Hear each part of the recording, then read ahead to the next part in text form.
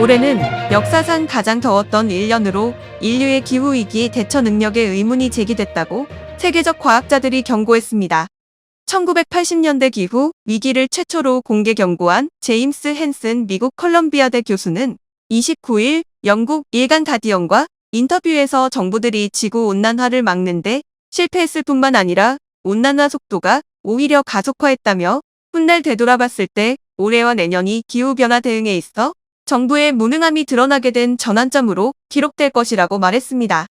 최근 미국 국립해양대기청은 지난 174년 중 올해가 가장 더운 해가 될 확률이 99%가 넘는다고 밝혔습니다.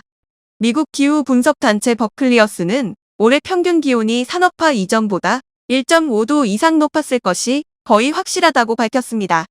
독일 포츠담 기후영향연구소의 요한 록스트롬 교수는 올해는 폭염, 가뭄, 홍수, 화재, 해수온 이상 등의 강도 측면에서 충격적이라며 지구가 지난 250년간 인류의 압력에 대해 극단적 청구서를 보내는 등 대응 방식을 바꾸고 있음을 목격 중일지도 모른다고 말했습니다. 2018년 온실지구라는 논문에서 빙상 용융과 해수면 상승의 도미노 위험을 경고한 그는 올해 가장 위험해 보이는 징조로 해수온의 급격한 상승을 꼽았습니다. 그러면서 이런 변화가 왜 이렇게 급격한지 모르고 있습니다. 그에 따른 미래 결과도 모른다며 변화의 첫 징후인지 일시적 이상인지도 알 수 없다고 우려했습니다. 남극을 연구하는 과학자들도 극지 해빙 분포가 올해 여름과 겨울 연이어 최저치를 기록한 사실에 당황하고 있습니다. 남극 북단 킹조지 섬의 칠레 연구팀은 강설기인 지난 7월 전례 없는 강우 현상을 목격했습니다. 지난 1월에는 남극 웨드레의 브런트 빙붕에서 영국 런던 정도 크기의 빙산이 바다로 떨어져 나왔습니다.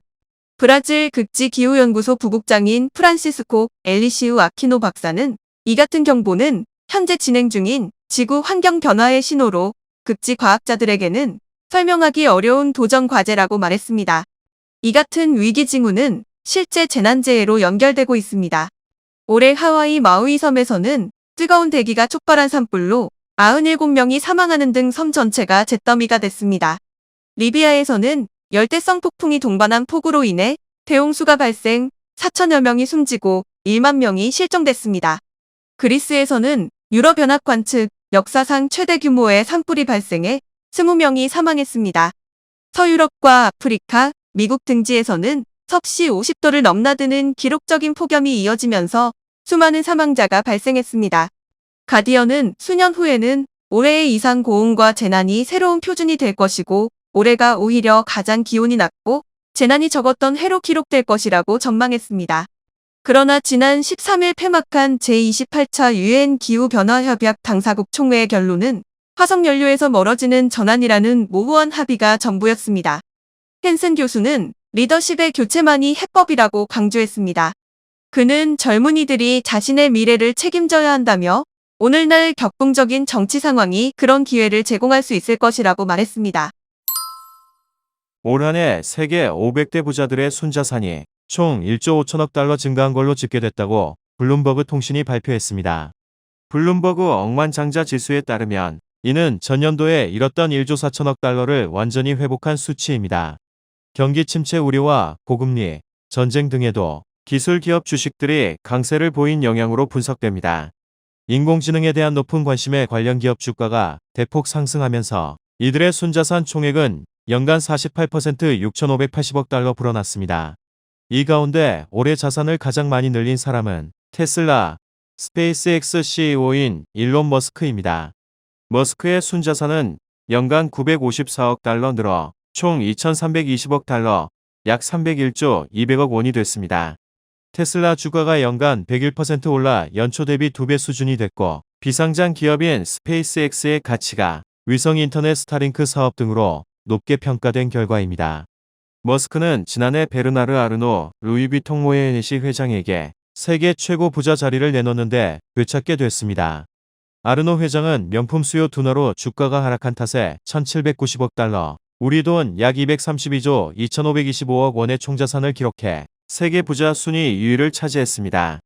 3위인 베이조스 아마존 창업자는 올해 순자산 713억 달러를 추가해 총 1,780억 달러, 약 230조 9,550억 원을 기록했습니다.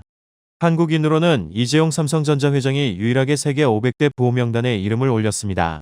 이 회장의 순자산 가치는 올해 33억 8천만 달러, 우리 돈 약 4조 3,855억 원 늘어 99억 달러, 약 12조 8,452억 원이 되었으며 세계 부호 순위는 228위입니다. 배우 고 이성균 씨의 발인식이 29일 엄수됐습니다. 이 씨의 발인식은 서울 종로구 서울대학교 병원 장례식장에서 유족과 동료 배우들이 참석한 가운데 비공개로 치러졌습니다. 이성균의 부인인 배우 전혜진 등 유족은 이날 정오 서울 종로구 소재 서울대학교 병원 장례식장에서 이성균의 발인식을 엄수했습니다. 1999년 데뷔한 이 씨는 드라마 하얀 거탑과 나의 아저씨 등에 출연했고 영화 기생충을 통해 세계적인 배우로 이름을 알렸습니다. 이 씨는 올해 초부터 강남의 유흥업소 실장 김모 씨의 서울 자택에서 대마초와 케타민 등 여러 종류의 마약을 투약한 혐의로 수사를 받고 있었습니다.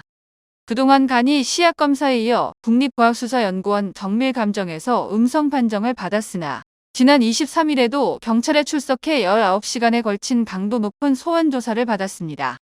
앞서 3차례의 경찰 조사에서 일관되게 혐의를 부인하며 김 씨가 건넨 약물을 수면제로 알고 투약했을 뿐 마약을 할 의도가 없었다고 주장했습니다. 이성균은 이달 23일 인천경찰청 마약범죄 수사계에 출석해 3차 조사를 받고 다음날 오전 돌아갔습니다.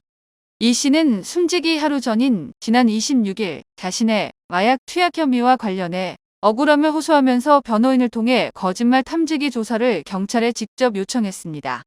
이 과정에서 이 씨 변호인은 그동안은 어쩔 수 없이 언론에 노출되는 공개 소환 방식에 응했으나 거짓말 탐지기 조사는 비공개로 진행해야 한다는 입장을 밝혔습니다.